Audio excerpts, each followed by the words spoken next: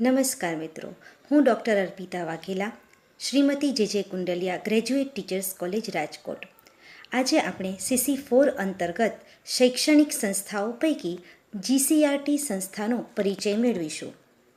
આ વિડીયોમાં આપણે સૌપ્રથમ GCRT વિશેની વિશેષ માહિતી, GCRTનો ઇતિહાસ, GCRTનું માળખું, GCRTનું મિશન, GCRTની વિવિધ શાખાઓ, GCRTના વિવિધ કાર્યો અને તેની વેબસાઇટનો પરિચય મેળવવા પ્રયત્ન કરીશું. સૌપ્રથમ GCRT વિશેની વિશેષ માહિતી મેળવીએ. GCRTનું પૂરું નામ Gujarat council of education research and training છે, જેને ગુજરાતીમાં આપણે ગુજરાત શૈક્ષણિક સંશોધન અને તાલીમ પરિષદના નામથી ઓળખીએ છીએ. GCRTનું વડું મથક ગાંધીનગર મુકામે આવેલું છે. તેનું સ્થાપના વર્ષ 1964 છે. GCRTનો ધ્યેય મંત્ર તેજસ્વીના વધીતમસ્તુ છે. તેના નિયામક હાલમાં ડૉક્ટર TS જોશી છે, જેઓ ખૂબ જ દીર્ઘદ્રષ્ટિ ધરાવે છે અને શિક્ષણ ક્ષેત્રે સુધારા કરવા માટે સતત પ્રયત્નશીલ રહે છે. તેમના નેજા હેઠળ GCRT સતત કાર્યશીલ રહી છે. GCRTનું ધ્યેય શિક્ષણમાં ગુણવત્તા સુધારણા લાવવાનું અને શિક્ષણનો વ્યાપ વધારવાનું છે. તેની વેબસાઇટ www.gcrt.gov.in છે. GCRTનો ઇતિહાસ જોઈએ તો સૌ પ્રથમ 1962માં કોઠારી પંચની ભલામણથી દરેક રાજ્યમાં SIE એટલે કે સ્ટેટ ઇન્સ્ટિટ્યૂટ ઓફ એજ્યુકેશન રાજ્ય શિક્ષણ ભવનની સ્થાપના કરવામાં આવી હતી. ત્યારબાદ 1988માં શિક્ષણ વિભાગના ઠરાવથી તેનું રૂપાંતર SCERTમાં કરવામાં આવ્યું અને તેને અપગ્રેડ કરવામાં આવી, જે ગુજરાતમાં GCERTના નામથી ઓળખાય છે. 1997 સુધી તે અમદાવાદમાં કાર્યરત હતી, પરંતુ 1997 બાદ તેનું સ્થળાંતર ગાંધીનગર મુકામે કરવામાં આવ્યું.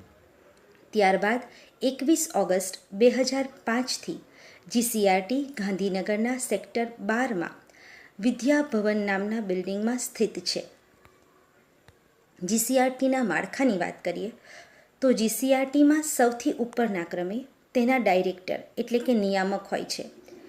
એક વાત ક્લિયર કરી લઈએ, GCRT એ શિક્ષણ વિભાગની એક સ્વાયત્ત સંસ્થા છે. તેમાં સૌથી ટોચના વડા તેના નિયામક એટલે કે ડાયરેક્ટર કહેવાય છે. ત્યારબાદ અધિક નિયામક એડિશનલ ડાયરેક્ટર હોય છે. એડિશનલ ડાયરેક્ટરના સીધા માર્ગદર્શન હેઠળ સેક્રેટરી એટલે કે સચિવ અને વિવિધ પ્રોજેક્ટ ઓફિસર કાર્ય કરે છે. સેક્રેટરીમાં રીડર અને એસ્ટાબ્લિશમેન્ટ એટલે કે વહીવટી શાખા આ બંને કાર્યરત કરે છે. રીડરમાં GCRTમાં કાર્યરત 8 શાખાઓના વિવિધ રીડરોનો સમાવેશ થાય છે. આમ સેક્રેટરીના સીધા માર્ગદર્શન હેઠળ રીડર એટલે કે વિવિધ શાખાઓના રીડર અને વહીવટી શાખાના ઓફિસર્સ કામ કરે છે. જ્યારે પ્રોજેક્ટ ઓફિસર એ GCRTમાં ચાલતા વિવિધ એકમોના પ્રોજેક્ટ ઓફિસર હોય છે. આમ માળખું જોઈએ તો નિયામકથી અધિક નિયામક બાદ સચિવ અને પ્રોજેક્ટ ઓફિસર આવે છે. સચિવના સીધા માર્ગદર્શન હેઠળ વિવિધ 8 શાખાઓના રીડર અને એસ્ટાબ્લિશમેન્ટ એટલે કે વહીવટી શાખા કામ કરે છે. જ્યારે પ્રોજેક્ટ ઓફિસર એ GCRTમાં ચાલતા દરેક પ્રોજેક્ટના અલગ અલગ હેડ હોય છે. GCRTનું મિશન એ પ્રાથમિક અને માધ્યમિક શાળાના વિદ્યાર્થીઓમાં બાળ કેન્દ્રિત પ્રવૃત્તિ પર આધારિત ભારરહિત અને આનંદદાયી અનુભવ સાથે ગુણવત્તાસભર શિક્ષણ પૂરું પાડવાનું છે.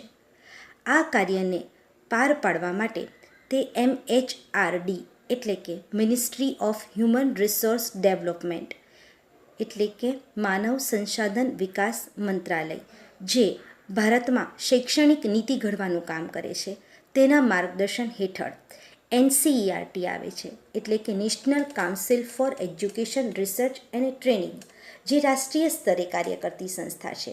તેના માર્ગદર્શન હેઠળ દરેક રાજ્યોમાં SCERT અને ગુજરાતમાં GCERT કાર્યરત છે. GCERT પોતાના કાર્યને શાળા સુધી પહોંચાડવા માટે ડાયેટના માધ્યમથી કામ કરે છે. ડાયેટ એટલે કે district institute of education research and training, જેને આપણે જિલ્લા શિક્ષણ અને તાલીમ ભવનોના નામે ઓળખીએ છીએ. આમ MHRDથી NCERT, NCERTથી GCERT અને GCERTથી ડાયટ અને ડાયટથી શાળા સુધીની એક કડી બનેલી છે, જે શિક્ષણની ગુણવત્તા સુધારવાનું કામ કરે છે. GCERTની શાખાઓની વાત કરીએ તો GCERTની કુલ 8 શાખાઓ છે, જેમાં તાલીમ શાખા, અભ્યાસક્રમ અને મૂલ્યાંકન શાખા, શૈક્ષણિક સંશોધન, આયોજન અને વહીવટ, માહિતી સંચાર અને ટેકનોલોજી શાખા, પ્રકાશન શાખા, ગણિત વિજ્ઞાન એકમ, CTE અને IASE એકમનો સમાવેશ થાય છે.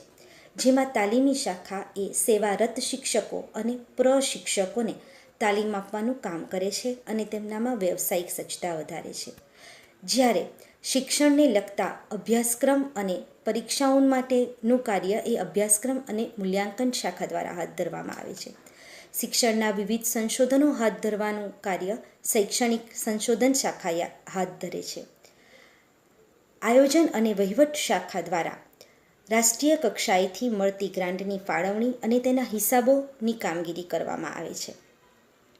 માહિતી સંચાર અને ટેકનોલોજી શાખા દ્વારા શિક્ષણને આનંદદાયી અને અસરકારક બનાવવા માટે ટેકનોલોજી આધારિત શૈક્ષણિક કાર્યક્રમોની રચના કરવામાં આવે છે. પ્રકાશન શાખા એ GCERTની એક શાખા છે કે જે દર માસે જીવન શિક્ષણ બહાર પાડવાનું કામ કરે છે. ગણિત વિજ્ઞાન એકમ એ ગણિત અને વિજ્ઞાનમાં આવતા નવીન પ્રયોગોથી શિક્ષકોને માહિતગાર કરે છે, તેમજ દર વર્ષે વિજ્ઞાન મેળાઓનું આયોજન કરે છે કે જેથી વિદ્યાર્થીઓમાં ગણિત અને વિજ્ઞાન પ્રત્યેની રુચિ કાયમ રહે. CTE અને IASE એકમ કે જે શિક્ષકો તેમજ યુનિવર્સિટી સુધીના લેક્ચરરો માટે તાલીમી કાર્યક્રમોનું આયોજન કરે છે. આમ આ સમગ્ર GCERTની સમગ્ર કાર્ય આ 8 શાખાઓના સંકલનથી થાય છે. GCERTના કાર્યોની વાત કરીએ તો સૌથી પહેલું GCERTનું કાર્ય શૈક્ષણિક તાલીમ કાર્યક્રમો દ્વારા શિક્ષકોની વ્યવસાયિક સજ્જતા વધારવી. આપણે જોયું તેમ શિક્ષણમાં આવતા નવીન પ્રવાહોથી સતત માહિતગાર કરવા માટે GCERT તાલીમી કાર્યક્રમોનું આયોજન કરતી રહે છે, જેનો મૂળભૂત હેતુ શિક્ષણની ગુણવત્તા સુધારવા તેમજ વિષય વસ્તુમાં શિક્ષકોને સતત પ્રયત્નશીલ રાખવા માટેનો છે. આમ શૈક્ષણિક તાલીમી કાર્યક્રમોનું કાર્ય GCERT દ્વારા હાથ ધરવામાં આવે છે. ત્યારબાદ છે નવીન પરિવર્તનો લાવવા અને સતત પ્રયત્નશીલ રહેવું. શિક્ષણ ક્ષેત્રે ગુણવત્તા સુધાર માટે સતત નવીન પરિવર્તનો કરતા રહેવું તે કામ GCERT દ્વારા હાથ ધરવામાં આવે છે. જેના ઉદાહરણ સ્વરૂપે જોઈએ તો હાલ ધોરણ 3થી 5માં શૈક્ષણિક ગુણવત્તા સુધારવા માટે અને બાળક સ્વગતિએ અધ્યયન કરે તે માટે પ્રજ્ઞા અભિગમ અસ્તિત્વમાં આવેલો છે. તો ચાલુ વર્ષે GCERT દ્વારા નિષ્ઠાની તાલીમ આપવામાં આવી છે. નિષ્ઠા એટલે કે national initiative for school heads and teachers holistic એડવાન્સમેન્ટની તાલીમ ચાલુ વર્ષે શિક્ષકોને આપવામાં આવી છે. આમ સતત નવીન પ્રવાહો અને પ્રયત્નોથી શિક્ષણને ધબકતું રાખવાનું કામ GCERT કરે છે. જિલ્લા શિક્ષણ અને તાલીમ ભવનોને આ માટે પ્રેરણા અને માર્ગદર્શન પૂરું પાડવાનું કામ GCERTના માધ્યમથી હાથ ધરવામાં આવે છે કે જે એક કડીરૂપ બને છે. ત્યારબાદ રાષ્ટ્રીય સ્તરે લેવાતી પરીક્ષાઓનું અમલીકરણ અને મૂલ્યાંકનનું કાર્ય. GCERT દ્વારા વિવિધ પરીક્ષાઓ કે જે રાષ્ટ્રીય કક્ષાએ લેવાય છે તેનું પણ આયોજન અને અમલીકરણ કરવામાં આવે છે. દાખલા તરીકે NAS નેશનલ એચિવમેન્ટ સર્વે.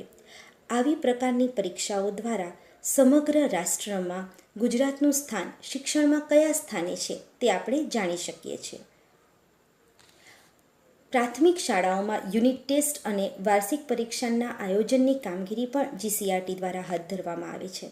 આપણે સૌ જાણીએ છીએ કે અત્યારે પ્રાથમિક શાળાઓમાં દર શનિવારે યુનિટ ટેસ્ટ લેવામાં આવે છે, તેમજ સત્રાંતે પરીક્ષાઓનું પણ આયોજન કરવામાં આવે છે. આ સેમેસ્ટર આધારિત પરીક્ષાઓ લેવા માટે બ્લુપ્રિન્ટ આધારિત આદર્શ પ્રશ્નપત્રોની રચના વર્કશોપ કરીને કરવામાં આવે છે, જેમાં રાજ્ય કક્ષાના તજજ્ઞો, જિલ્લા કક્ષાના ડાયેટના લેક્ચરરો તેમજ શિક્ષણ ક્ષેત્રે ખૂબ ખૂબ જ સરસ કામગીરી કરતા શિક્ષકોની ટીમ મળી અને પ્રશ્નપત્રોની રચના કરે છે. શિક્ષણ ક્ષેત્રે સંશોધન અને પરિણામ અને અનુકાર્યનું કામ પણ GCRT દ્વારા હાથ ધરવામાં આવે છે. શિક્ષણની ગુણવત્તા સુધારવા માટે સતત સંશોધનનું કાર્ય કરતા રહેવું પડે છે. તે માટે GCRTની સંશોધન શાખા સતત ધબકતી રહે છે. દાખલા તરીકે મધ્યાહન ભોજન કાર્યક્રમની અસરકારકતા, પ્રજ્ઞા અભિગમની અસરકારકતા, શિક્ષણમાં હાર્ડ સ્પોટ એટલે કે કઠિન બિંદુ આધારિત સંશોધનો હાથ ધરવા, આવા વિવિધ સંશોધનો હાથ ધરી અને GCRT શિક્ષણમાં મૂંઝવણ અનુભવતા નક્કર પ્રશ્નો શોધી કાઢે છે અને તેના ઉકેલ માટેના અનુકાર્ય માટેના રસ્તાઓ પણ શોધી કાઢે છે. ત્યારબાદ GCRTના સીધા માર્ગદર્શન હેઠળ DLED સંસ્થાઓનું સમગ્ર સંચાલન થાય છે. DLED એટલે ડિપ્લોમા ઇન એલિમેન્ટરી એજ્યુકેશન, કે જે પહેલાં PTC સંસ્થાઓ તરીકે કાર્યરત હતી. આ DLED સંસ્થાઓના પ્રવેશ, વિદ્યાર્થીઓની ફાળવણી, તેનો અભ્યાસક્રમ, પરીક્ષાનું સંચાલન, પરિણામ આ બધી જ કામગીરી GCRT દ્વારા હાથ ધરવામાં આવે છે. GCRT દર માસે જીવન શિક્ષણ નામનું એક સામાયિક પ્રકાશિત કરે છે કે જેમાં શિક્ષણને લગતા નવીન પ્રવાહોની માહિતી આપવામાં આવે છે. ત્યારબાદ IIT સંલગ્ન કેટલાક ડાયટોમાં હાલ BEdના અભ્યાસક્રમો પણ શરૂ કરવામાં આવ્યા છે. જે ડાયટમાં DLED અભ્યાસક્રમ શરૂ નથી ત્યાં IIT સાથે સંલગ્નતા મેળવી BEdના અભ્યાસક્રમો પણ GCRT દ્વારા શરૂ કરવામાં આવ્યા છે. GCRTના વિવિધ પ્રોજેક્ટોમાં કિશોર અવસ્થાનું શિક્ષણ, વસ્તી શિક્ષણ, ડિઝાસ્ટર મેનેજમેન્ટનું શિક્ષણ તેમજ પર્યાવરણ શિક્ષણને લગતા કાર્યક્રમો હાથ ધરી વિદ્યાર્થીઓને અને શિક્ષકોને જાગૃત કરવામાં આવે છે. આ ઉપરાંત GCRT દ્વારા CRC, BRC એટલે કે cluster resource centre, block resource centre, રાજ્યની શાળાઓ તેમજ શિક્ષણને લગતી વિવિધ કચેરીઓ વગેરેની મુલાકાત લઈ માર્ગદર્શન પર પૂરું પાડવામાં આવે છે. GCRTની વેબસાઇટની વાત કરીએ તો GCRTની વેબસાઇટમાં શિક્ષણને લગતી માહિતીનો ખજાનો છે. અહીં આપણે જોઈ શકીએ છીએ કે GCERT દ્વારા GROWER એટલે કે Gujarat repository of open and wider educational રિસોર્સિસનો સ્થાપના કરવામાં આવી છે. આમાં એક એવું પ્લેટફોર્મ પૂરું પાડે છે કે જેમાં પુષ્કળ માત્રામાં ડિજિટલ સ્વરૂપે શિક્ષણને લગતી સહાયક સામગ્રી રહેલી છે. અહીં નીચે જોઈએ તો જીવન શિક્ષણ મેગેઝિન કે જેમાં ક્લિક કરતાં આપણને અગાઉના જૂના અંકો પણ સરળતાથી પ્રાપ્ત થઈ જાય છે. ત્યાર પછી જોઈએ તો પરિવારનો માળો સલામત અને હુંફાળો. આ ટેબ અંતર્ગત અત્યારે આપણે જ્યારે લોકડાઉન પીરિયડમાં છીએ ત્યારે સરકારી શાળાના બાળકો શિક્ષણથી વિમુખ ન રહી જાય તે માટે દરરોજ તેમની માટે અવનવી પ્રવૃત્તિઓ, આનંદદાયી પ્રવૃત્તિઓ બાળકો માટે મૂકવામાં આવે છે. ત્યારબાદ GCERT દીક્ષા. આ ટેબ ઉપર ક્લિક કરતાં આપણને મેથ્સ અને સાયન્સને લગતા ઘણા બધા વિડીયો જોવા મળે છે. ત્યાર પછીને ઓનલાઈન સર્ટિફિકેટ કોર્સ પણ GCRT કરાવે છે કે જેમાં સર્ટિફિકેટ કોર્સનો સમાવેશ થાય છે. ગાંધી દર્શન, online course in educational technology, basic education statistic જેવા કોર્સીસ GCRT ચલાવે છે જેનું ફોર્મ ઓનલાઈન અહીંથી ભરી શકાય છે. ત્યારબાદ GCRT ડિજિટલ ડેસ્ક.